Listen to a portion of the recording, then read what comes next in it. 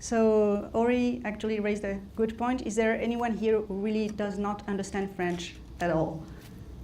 Raise your hand. Okay. Okay, so is there any, est-ce qu'il y a des gens qui parlent vraiment pas du tout anglais? Okay, I think challenge accepted. I'm going to make this talk in English, although I trained in French. Okay, so again, some hand raising. Ladies, please raise your hands so that people can see you.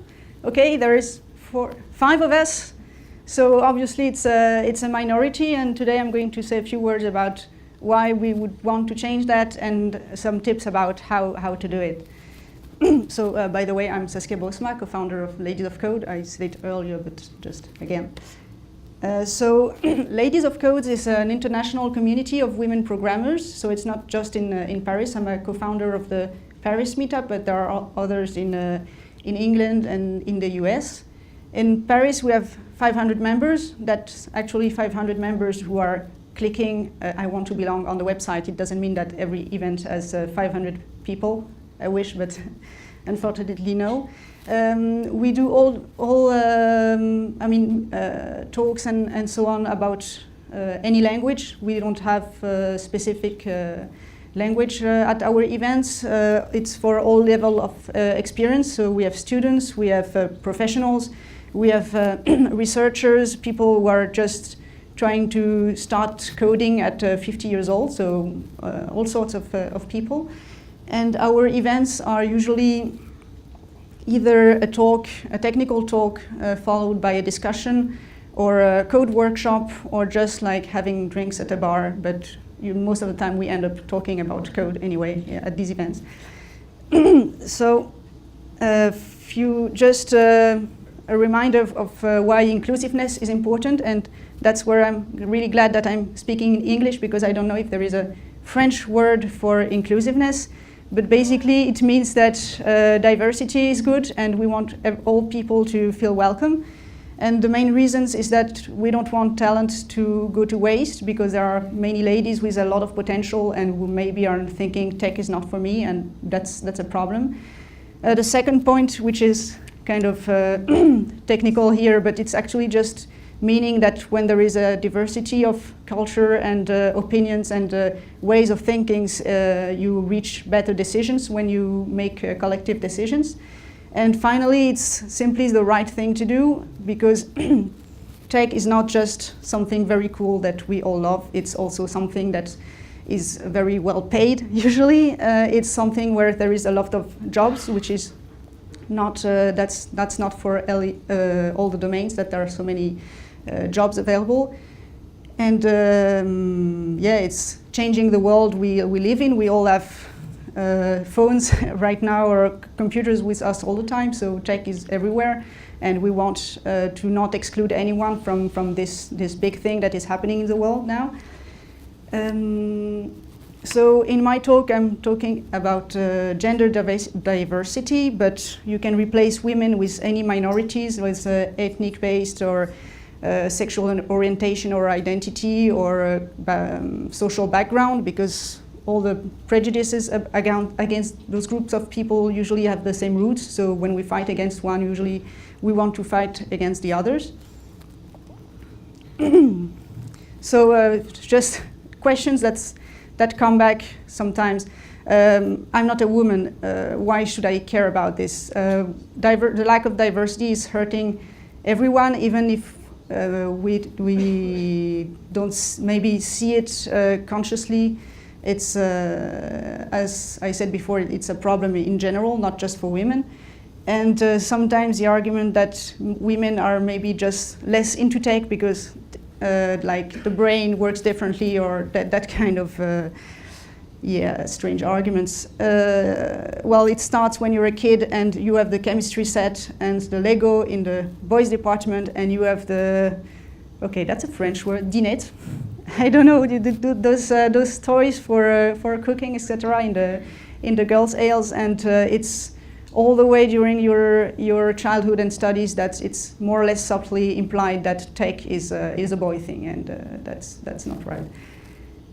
So some tips to foster a woman-friendly community. First, empowerment. So I swear I did not steal that from the dance presentation. That's the definition I give here is to try to find women to do talks or mentoring. And it's not always easy, because when you do a call for paper or a call for people to present, most of the time women don't figure that, no, I'm not good enough for this. So you have really to actively seek them out, to convince them to, that yes, they can talk in public, and they have stuff to say. And it's important because it's important to present role models that women and young girls can identify with, because usually it's all men, and when you're a kid and you want to be a scientist, you have, in the history of science, it's mostly men, and it's can be difficult to project yourself among them and to think, this could be me.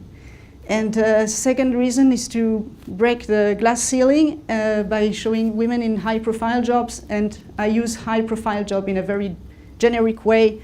You don't need to be doing a Nobel Prize acceptance speech. If you are with high school students and you are showing 20 ways to do Hello World, from the point of view of the student, it's a high-profile job, because you're the one with the knowledge, you're the one with the mic, and that showing that a woman in this position, that's already quite powerful for young girls. And some arguments, if you want to convince women to talk, but maybe they say, oh, I'm not sure, I don't know, is so you can do two persons talk, for example, with a woman and someone with maybe more experience, so that it's a bit easier to get started, or live coding event with someone with a computer, not talking too much, and someone talking with a mic, and to try to introduce women to public talking in front of a male audience. So I don't know if you can read from the, well, no, it's not too bad. So this is a XKCD comic. I'm going to use these a lot in the talk, because they're always very on point. So this is a girl student whose teacher, I've told her that she could be the next Marie Curie. And zombie Marie Curie is raised from the dead, and explains that it's kind of a problem, that she's only the token female scientist, that there were many brilliant female scientists that were erased from the history of science just because they were women. So the end actually, this works? No pointer. Okay, it's supposed to be highlighted green in the end, but in the zombie Marie Curie is saying in the end, you don't become great because you want to be great. You become great because you do something so hard that you become great in the process. And that applies a lot to communities, because, again, I'm stealing Dan's joke, but we are all here on a Saturday morning because we love what we do and we want to be better at it, and we want other people to be better at it. And for girls and women, showing that they can be welcome in such communities and that they're not alone is really very important.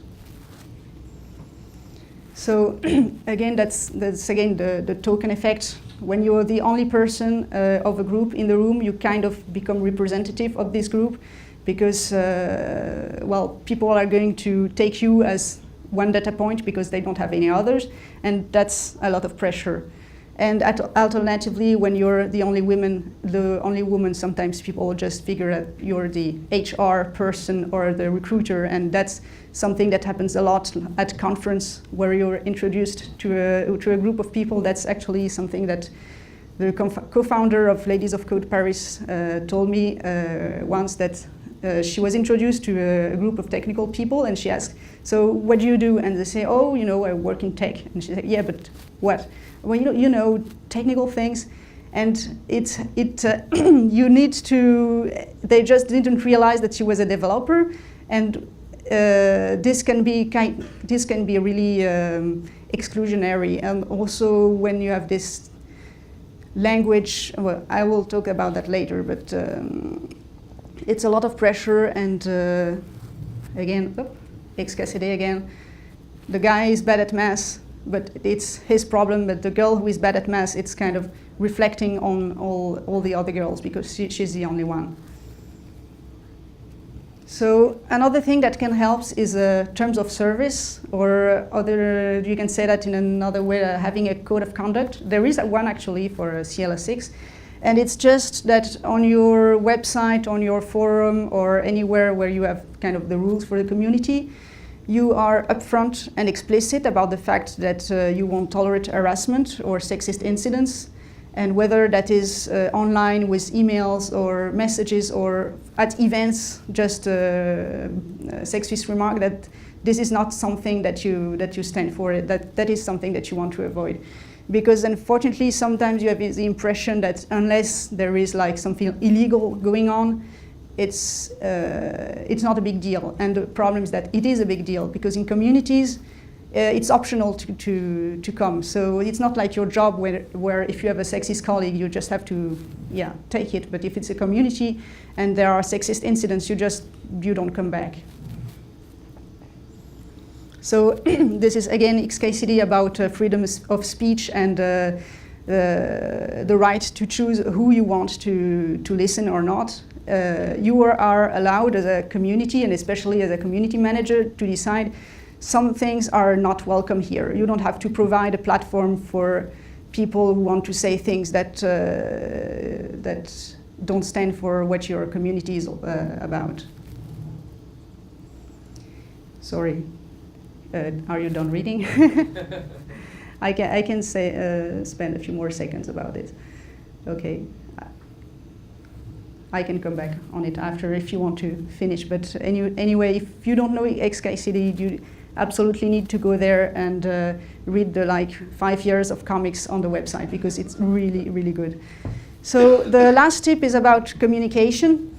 So when you're doing events and you want people to know about your community or your conference or anything, it's always a good idea to share that with women networks.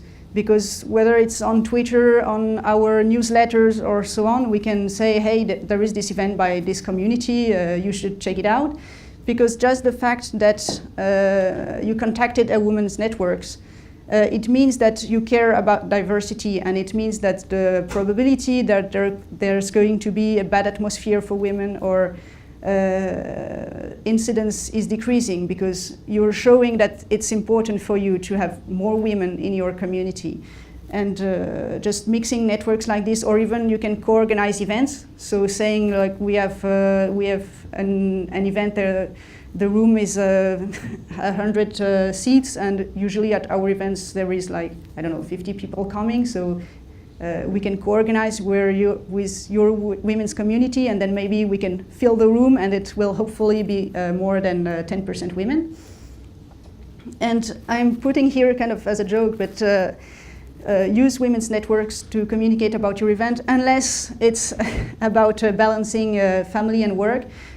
So it's not that this is not important to women, of course, but sometimes you have the impression that the only moment where people remember that you exist as a women's network is that when there is this one talk about how to mix family and work, because of course kids, that's women's stuff. So this is really, when you have something, a talk about this or an event about this, of course this is really important, but it's as important for the dads as for the moms. So don't pigeonhole the women's community into the work-life balance thing or the family thing, because it's about tech mostly.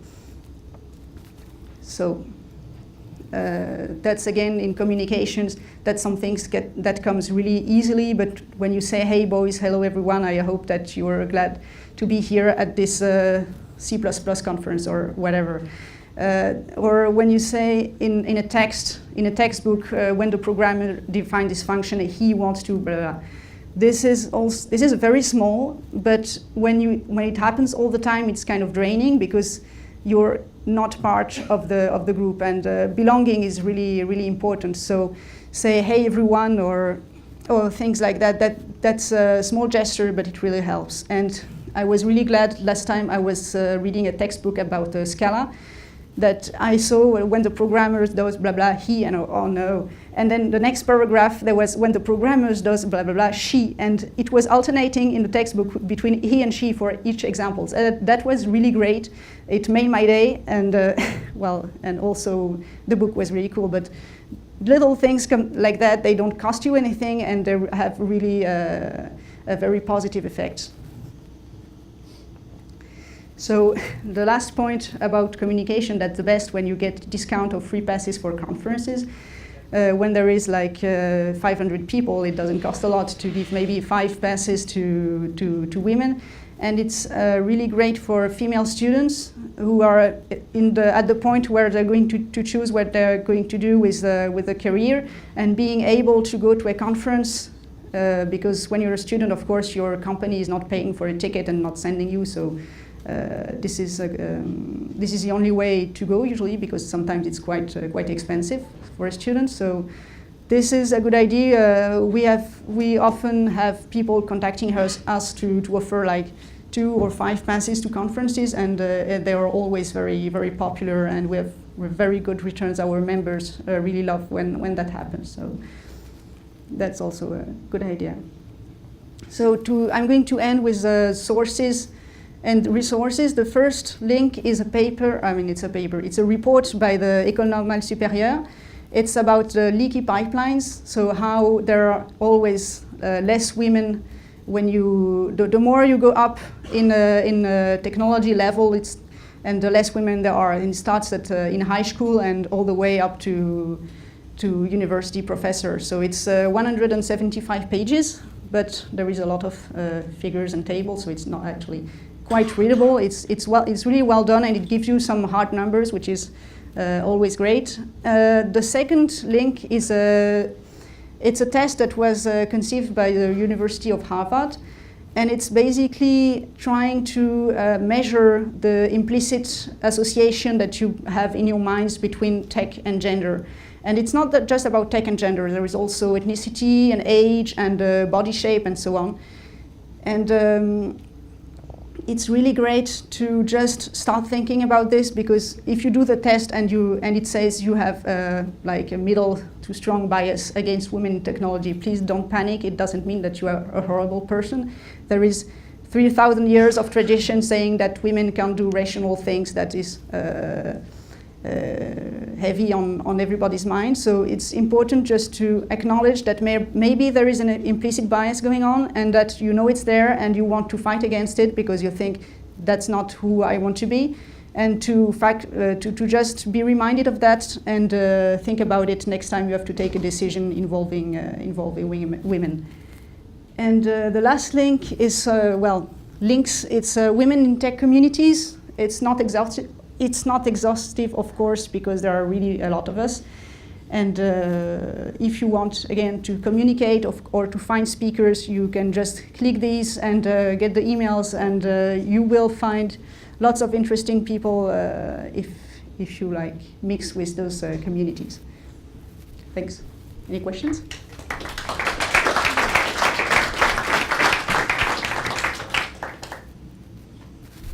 Yes.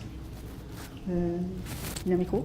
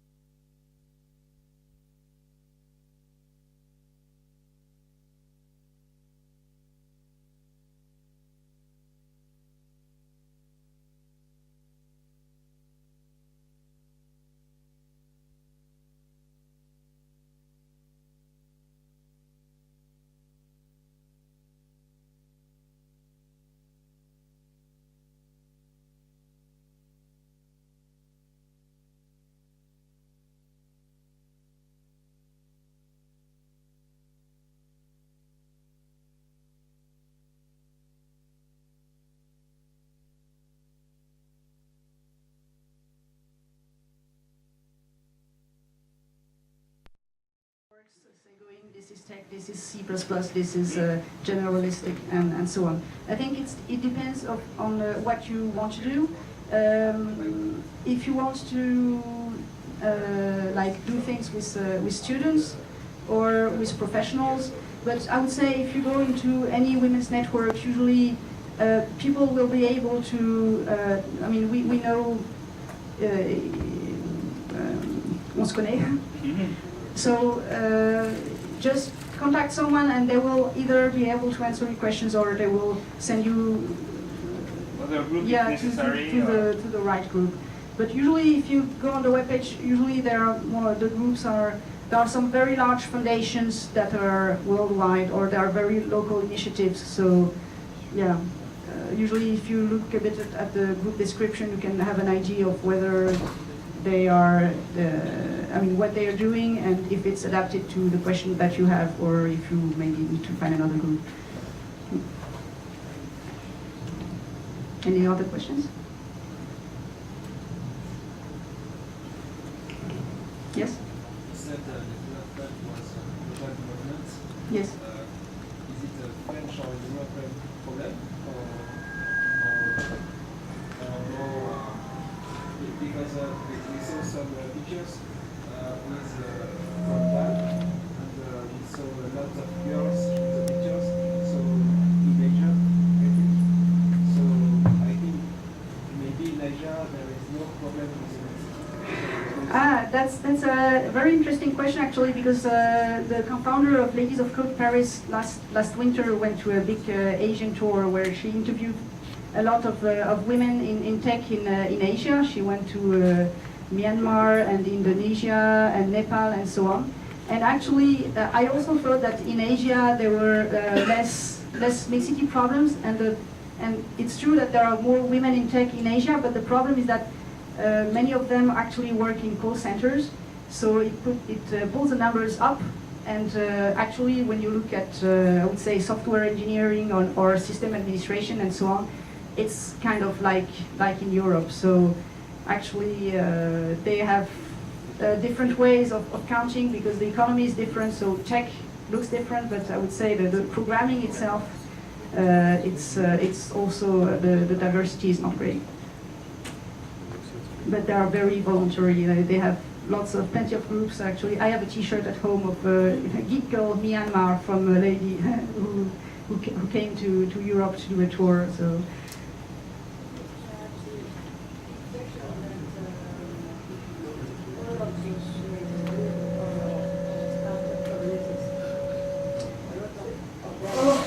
You mean they're all very recent? They are targeted startups like Tech,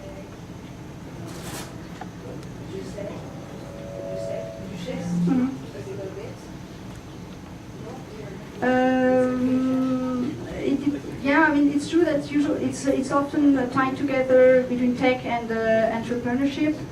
And well, Ladies of Code is not especially for entrepreneurship. Actually, it's more like the code, but it kind of goes together because sometimes yeah, some groups are more generalistic than others. But I think if you want to have groups that are not so much about startups, you need to go to language-specific groups like PyLadies or things like this. Because I think it's just that the big foundations want to have something that's very generalistic, so not just tech, but also kind of economy. Other questions? Yes? It's true that we should definitely... Let's try with the mic. Let's try. I found a good spot without Larsen, so I'm going to stay here. Thank you. So it's true, we should definitely invite women to normal groups. But are there any men in these groups there, going there, like mixing? I think in Dutchess they are mixed.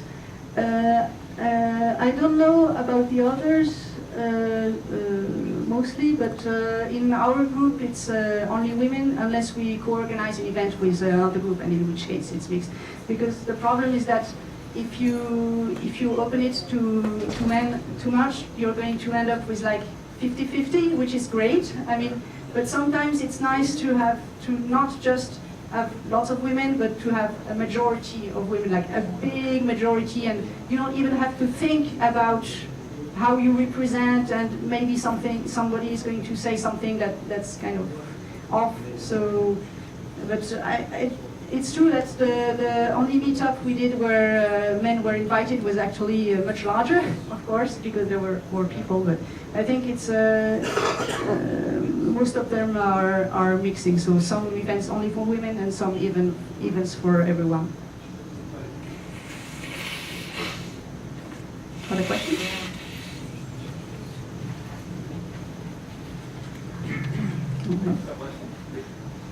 So, thank you, Saskia, again, for your presentation. And